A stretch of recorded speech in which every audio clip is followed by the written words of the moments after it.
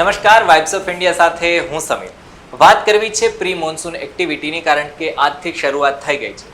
પણ વરસાદ પડવાનો છે, માવઠું પડવાનું છે, કમોસમી વરસાદ આવવાનો છે. અત્યારે તાપમાન પણ ખૂબ વધારે છે, 40 ડિગ્રી સેલ્સિયસથી વધારે ગરમી છે પડી રહી છે. આ બધાની વચ્ચે માવઠું પણ આવવાનું છે અને આ બધી જ વાત કરવી છે, સમજવું છે કે શા માટે આ બધું થઈ રહ્યું છે.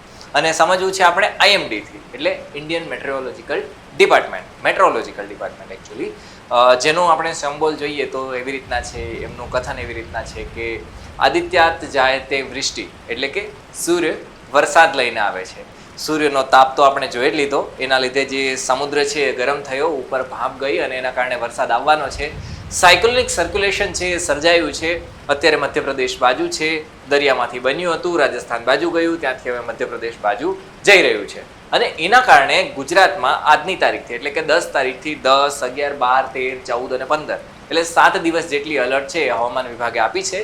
આપણે ફટાફટ જોઈ લઈએ કે ક્યાં કેટલો વરસાદ પડી શકે છે, સંભાવનાઓ શું છે. આ બહુ વધારે વરસાદ નથી પડવાનો, સામાન્ય વરસાદ રહેવાનો છે અને એની જ આપણે વાત કરવી છે કે ક્યાં કેટલું વરસાદ છે એ પડી શકે છે. તો આ જે હતી એ હવામાનની છે, કારણ કે અહીંયા યલો છે એનો મતલબ સીધો મતલબ એવો થાય છે કે ત્યાં તાપમાન ખૂબ વધારે રહેવાનું છે દરિયાકાંઠાની આસપાસ. પણ આપણે વાત કરવી છે વરસાદની. વરસાદનું શું રહી શકે છે? તો આ 10 તારીખ છે, બરાબર. 10 તારીખમાં આપણે જોઈ શકાય છે કે 10 તારીખે બનાસકાંઠા, સાબરકાંઠા, અરવલ્લી, મહીસાગર, દાહોદ, આ બધા જ વિસ્તાર એવા છે કે જ્યાં વરસાદ પડી શકે છે. અને આ વરસાદ છે એવો ભયાનક નહીં, છૂટા છવાયા વિસ્તારમાં થોડા ઘણો વરસાદ પડી શકે છે. નીચે દક્ષિણમાં નવસારી, ડાંગ, વલસાડ, ત્યાં પણ વરસાદ પડી શકે છે. એના સિવાય વાત કરીએ એના પછીના દિવસે, એટલે કે આજના પછીના દિવસે આવતીકાલની વાત કરીએ તો આપણો આખો આજે સાબરકાંઠા નીચેનો આદિવાસી પટ્ટો છે, અરવલ્લી, મહીસાગર, દાહોદ, પંચમહાલ, છોટાઉદેપુર, નર્મદા, તાપી, ડાંગ, નવસારી, વલસાડ, આ બધા જ વિસ્તારોની અંદર, આ બધા જિલ્લાની અંદર વરસાદ પડી શકે છે. એટલે કે જો તમે આદિવાસી વિસ્તારમાં રહો છો, જે આ પટ્ટો છે એ ત્યાં વરસાદ પડી શકે છે, છૂટો છવાયો વરસાદ પડી શકે છે ક્યાંક ક્યાંક, બરાબર. એના પછી વાત કરીએ 13 તારીખે થોડી ઇન્ટેન્સિટી છે એમાં ફેરફાર થયો છે. મહીસાગર, દાહોદ, છોટાઉદેપુર, નર્મદા, સુરત, તાપી, નવસારી, ડાંગ, વલસાડ, આ બધા જિલ્લાઓમાં 12 તારીખે એટલે કે પરમ દિવસે થોડા ઘણો વરસાદ પડી શકે છે અમુક વિસ્તારોમાં. એના પછીની વાત કરીએ 13 તારીખે આખો આપણો આદિવાસી પટ્ટો, દક્ષિણ ગુજરાત, મધ્ય ગુજરાતના અમુક જિલ્લા, અને હવે વરસાદ છે એ સૌરાષ્ટ્રમાં આવી રહ્યો છે, બરોબર. એટલે કે આ જે પ્રી મોન્સૂન એક્ટિવિટી છે ને એ ફર્ધર વધારે જોવા મળી રહી છે, એની ઇન્ટેન્સિટી પણ વધી રહી છે. એટલે કે એની ક્ષમતા છે ધીરે ધીરે વધી રહી છે. ક્યાં? ભાવનગર, અમરેલી અને ગીર સોમનાથ 3 જિલ્લા એવા છે કે જ્યાં થોડા ઘણો વરસાદ પડી શકે છે. 25% જેટલો વરસાદ પડવાની સંભાવના છે અહીંયા દેખાડવામાં આવી છે. એના પછી 14 તારીખની વાત કરીએ, આપણું ઉત્તર ગુજરાત, મધ્ય ગુજરાત, દક્ષિણ ગુજરાત અને આપણા સૌરાષ્ટ્રના ભાવનગર, અમરેલી અને ગીર સોમનાથ, ત્યાં છૂટો છવાયો ક્યાંક વરસાદ પડી શકે છે.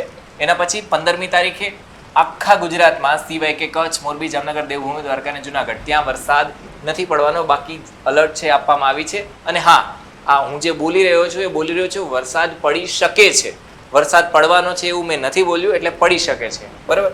છેલ્લી તારીખ 16 તારીખ છે, ઇન્ટેન્સિટી સાવ ઘટી ગઈ છે, ક્ષમતા ઘટી ગઈ છે.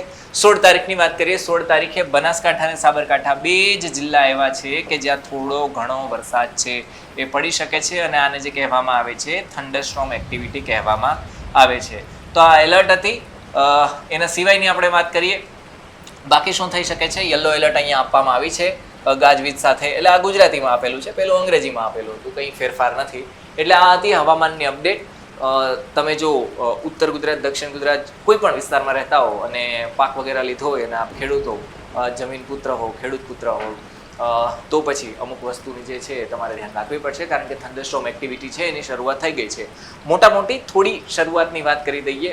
જે આપણે વરસાદની વાત કરીએ તો હવામાન આગાહીકાર છે પરેશભાઈ ગોસ્વામી, એમની આગાહી મુજબ 10 થી 15 તારીખની અંદર જે ચોમાસું છે બેસી જવાનું છે. સામાન્ય રીતના જે ચોપડીમાં આપણે ભણીએ છીએ એના મુજબ 19 તારીખ, 20 તારીખ, 18 તારીખ, આ તારીખે જે ગુજરાતમાં છે એ વરસાદ પહોંચી જતો હોય છે. 10 જૂનની આસપાસ જે આપણું જે વરસાદ છે એની શરૂઆત થઈ જતી હોય છે, ચોમાસું બેસી જતું હોય છે નીચે કેરળના વિસ્તારથી.